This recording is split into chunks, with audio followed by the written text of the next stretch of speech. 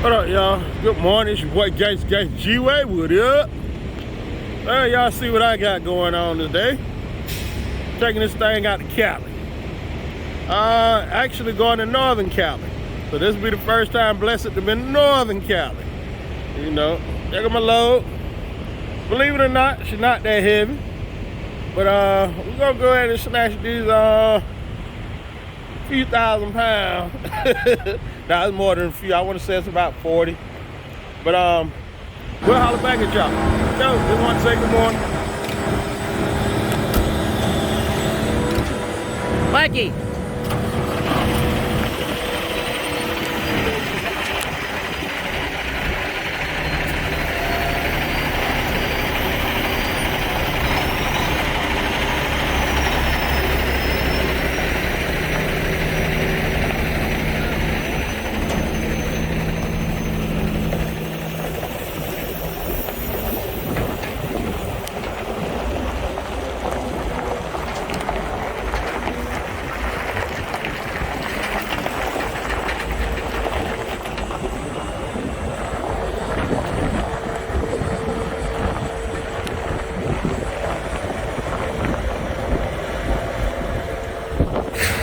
Hey, Joe.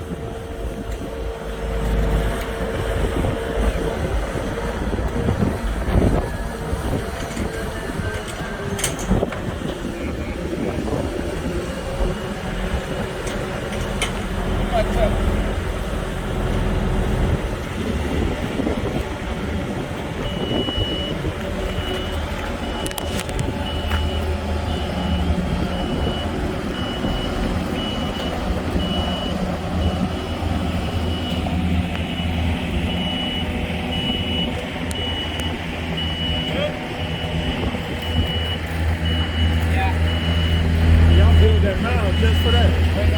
Yeah. Thanks. All right, what up, y'all? Just real quick, I'm out here at the Port of Long Beach. Gangsta really thinking about adding a drop axle. Don't know if I can. I have enough space, but that's a drop axle. And I'm also thinking about maybe investing into a Jeep. This piece here is called a Jeep. And as you look at it, it has another fifth wheel on it, and it gives you extra axles. You get 2 extra axles plus the axles you have on your truck, and then you have the 3 axles in the back as well as the Stinger with 2 axles on it. I'm learning.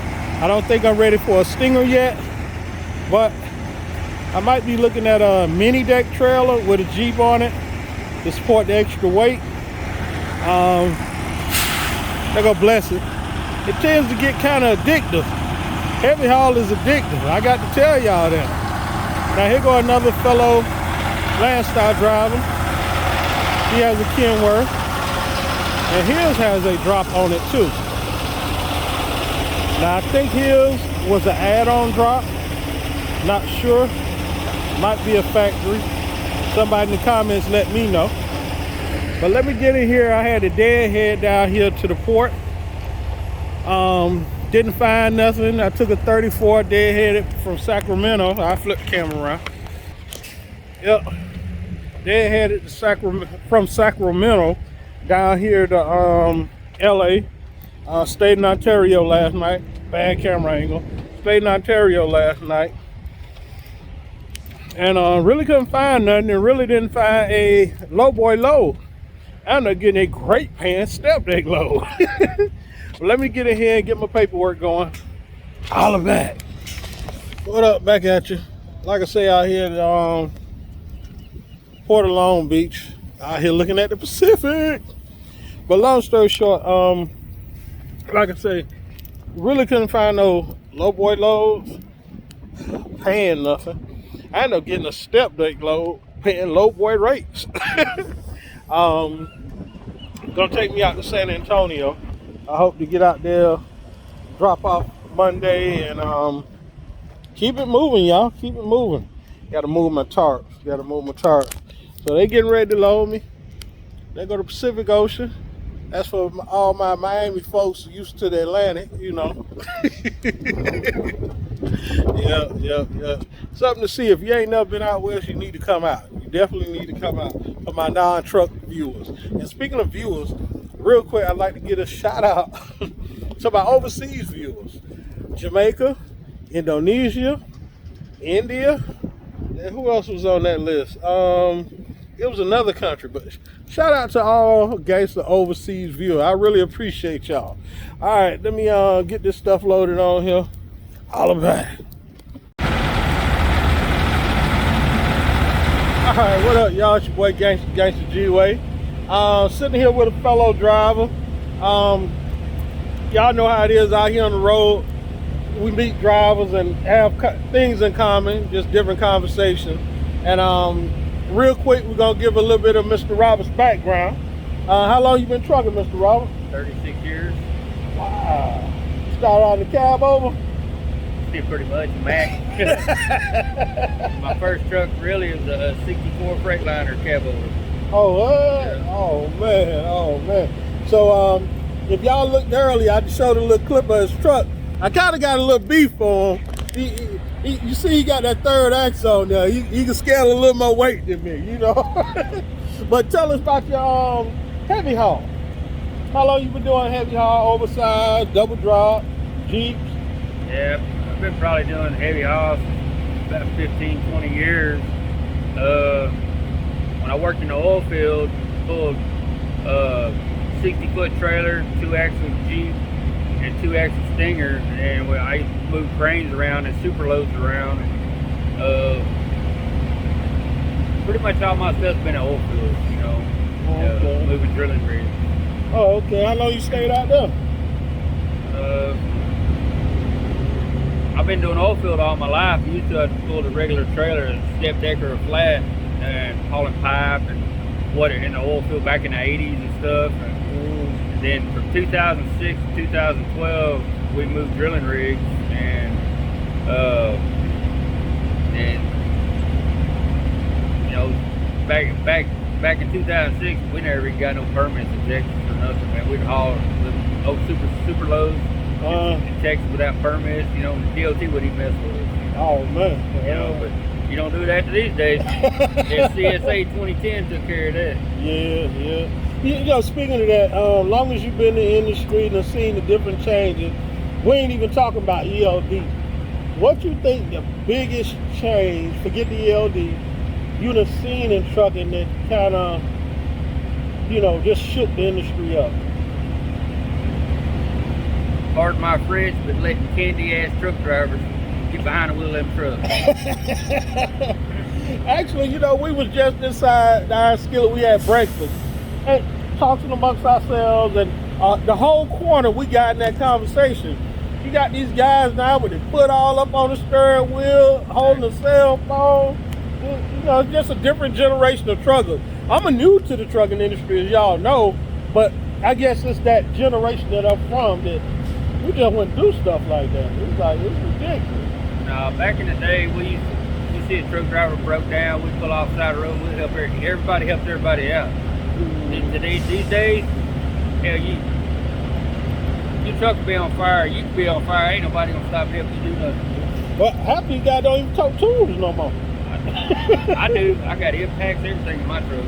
I don't have the impact, but I do have a 200-piece socket set, some open-end wrenches, just various stuff. Yeah. Yeah, I can change driveline, I can change brakes, everything. Yeah, and that's something else I need to start carrying too, like airline splitters, you know, compression tools.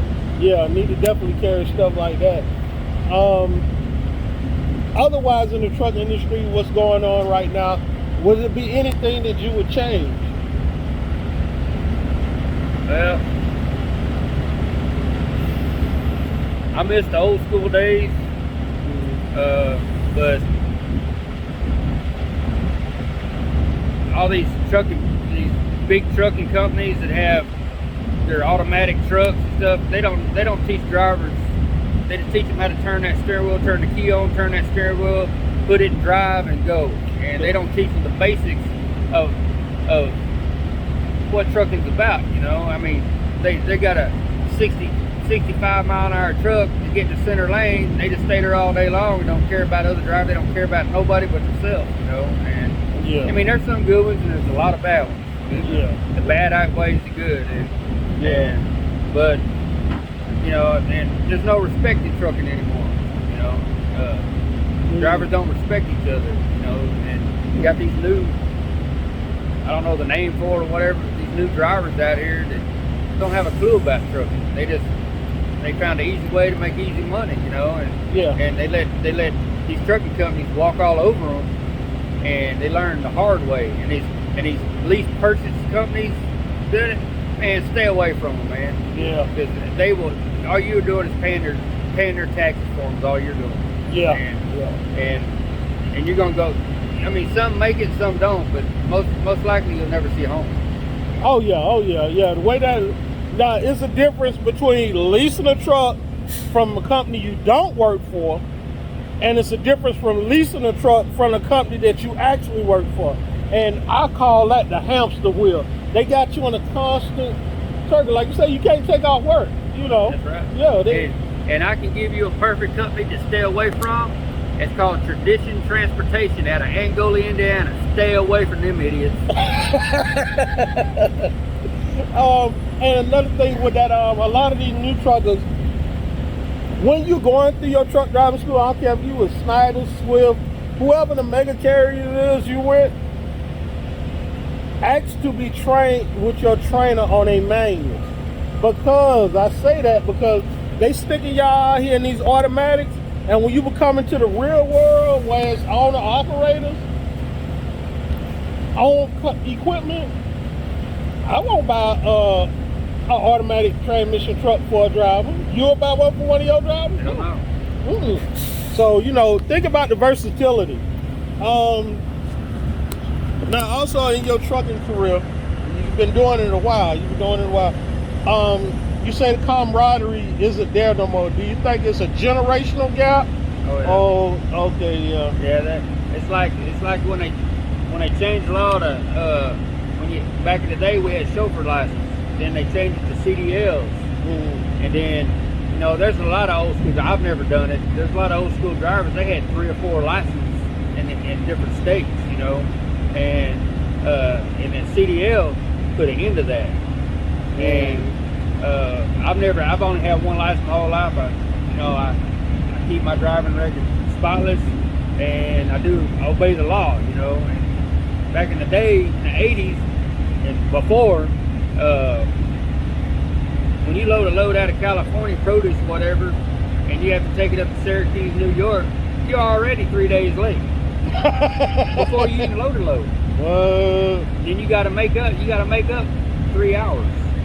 Going back east. Yeah, going back east, and then that's why we used to go across Arizona to Mexico at 105 miles an hour trying to catch up, you know. And back in the day, DOT didn't mess with us, you know. But since they, like you're saying, since they did the EODs and stuff, and they got a lot of, they were good truck drivers, but their driving records got them in trouble, and so they couldn't ever drive no more or whatever. And they're slowly but surely pushing the old timers out until they get the drivers that can be controlled. And like me, I'm old school. I won't take no crap off nobody, and they give me crap, I dish it right back to them. I don't care if you're a cop, a person, or a human being, a female, male. If you ain't doing it right and you come at me, I'm gonna come back at you. And that's what the trucking industry is trying to get rid of, where they have puppets. Yeah, exactly. And if you're new to the industry and you feel uncomfortable, uncomfortable, unsafe, you have the right to tell that dispatcher no. And a lot of these cats, they'll sit here and fall asleep behind the wheel, whatever. And the dispatcher ain't got no liability. That's right. Here's a good one. Back in the 90s, before I bought my own truck,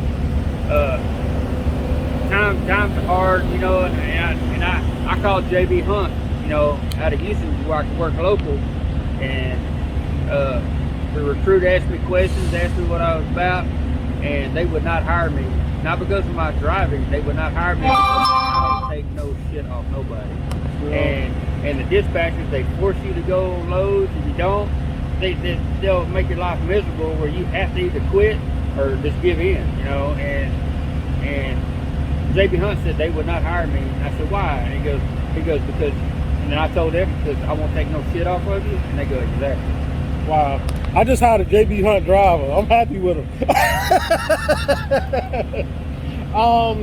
Any closing, well, two things.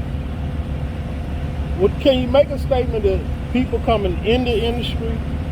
And then I'll ask you one more question after that. YouTube attention span ain't that long. What advice you got for somebody coming into the industry? When you come in the industry and you're interested in driving a truck, most likely you're going to be driving, and then within a couple of weeks you're going to be by yourself, you know. And I'm sorry to say this, but you don't know nothing. You're still a green. You still don't know anything about trucking, because probably the guy who's training you probably has 3 weeks into the company too, and he just started been driving for 3 weeks, and that's how they do the training. And so you get one person don't know nothing trying to train another person that can't learn anything. If you got a question, find the old timers. Ask questions. Don't be scared to ask, like someone does been an old timer driving. Ask them a question. They'll be more than happy to answer you. Now, if you ask stupid questions, they'll look at you like you're stupid and say, I don't have time for you, you know. But just ask questions. People will help, you know. But, and learn trucking.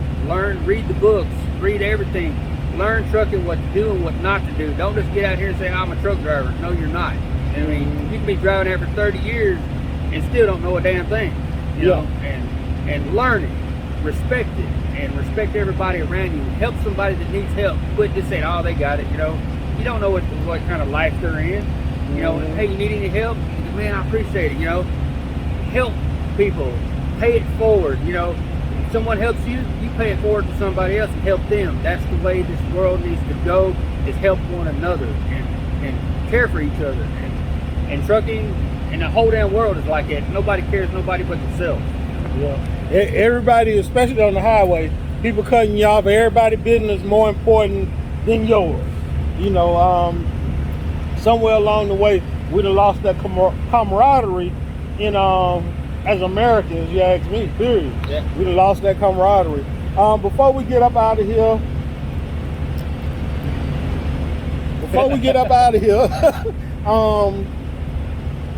you know, would you change anything? This is the last question. If you had anything that you could change about your trucking career or trucking industry, what would it be? Probably somewhere I could sit in an air-conditioned building and make 6 figures a month. You know, but, you know, I love it out here. You know, I've been doing it for 36 years. I love it. And, I mean, it's hard for an old-timer to change the way the new things are happening. And where they're changing the trucking, you know, you got some old timers that they will not change for nobody, no nothing. And the only way you're gonna make it, you gotta change with the times. And that's very hard to do for an old timer that's been out here for a long time doing this stuff. And just you never stop learning out here. Yeah, you never stop learning. Once you think you know it all, you'll be fooled real quick. Oh yeah. Hey, well, you take it easy, Mr. Robert. I appreciate you taking time out. Let me turn around this way. Me and him had a load together. We met out in Long Beach. We bought loads over here to San Antonio, Texas. Like I say, we hooked up out in Long Beach, became friends, and we're still at it. Hey, y'all have a great day. Gangsta, out. Peace.